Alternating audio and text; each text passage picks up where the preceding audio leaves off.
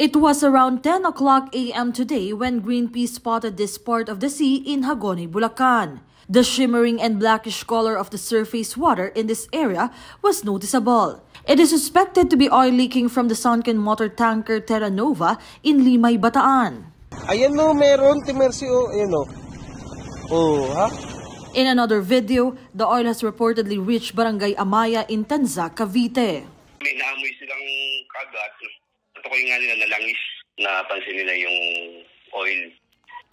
Na tingin nila ay mula ito doon sa oil spill ng lumubog na barkong LP Terra Nova.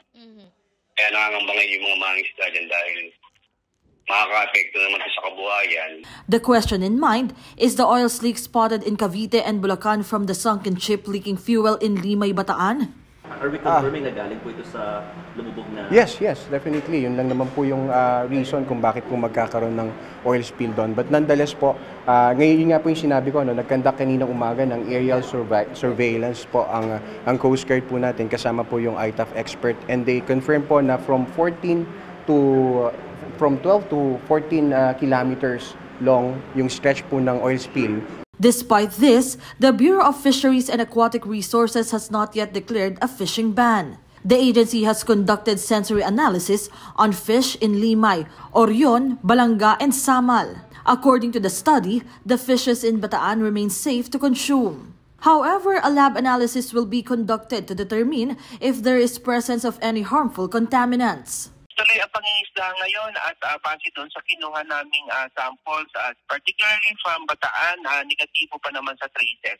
So ibig sabihin, safe pa naman silang kainin. So round the clock ang monitoring natin. Personnel have also been deployed to fish landing areas in Bataan to inspect the quality of seafood. If the impact is widespread, it is said that around 46,000 fishermen in Central Luzon, the Calabarzon, and Metro Manila could be affected. The BFAR has a support package ready for distribution to fishermen in case a fishing ban is declared. Yun po ang responsibility ng gobyerno na siguruduhin na may aabot na suporta sa mga mangingisdang maapektuhan. The Agriculture Department also assured 1 billion peso quick response fund on standby. Available ito in times of calamities and disaster. Binibigay ito for rehabilitation efforts at pag-provide ng alternative livelihood. This fund can also be used to provide assistance to those affected by Typhoon Karina. According to DA data, damage to agriculture caused by Super Typhoon Karina and the southwest monsoon has already ballooned to nearly 700 million pesos. About 13,000 metric tons of crops were destroyed, with rice being the most affected. So yung losses na to still relatively smaller compared to year-on-year historical damage brought about by typhoons. Normally, for a year, mga 500 to 600,000 metric tons yung nawawala dahil sa mga bagyo. The DA pointed this will not affect the supply and price of rice, while the prices of certain vegetables that went up will return to normal levels soon.